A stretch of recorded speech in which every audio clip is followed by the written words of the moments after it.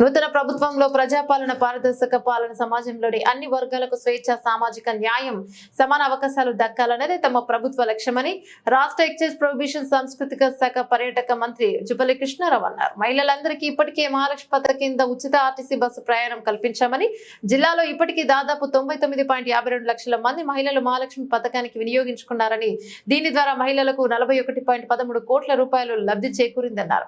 మహాలక్ష్మి పథకం కింద 500 రూపాయలకి గ్యాస్ సిలిండర్లను అర్హులైన వారందరికీ సరఫరా చేస్తున్నామని, ఇప్పటి వరకు 59,632 మంది విద్యార్థులకు మరియు వినియోగదారులకు 52,632 సిలిండర్లు పంపిణీ చేయడం జరిగిందని, దీనికి గాను ప్రభుత్వం 162.70 లక్షల రూపాయలను సబ్సిడీ అందించిందని వెల్లడించారు.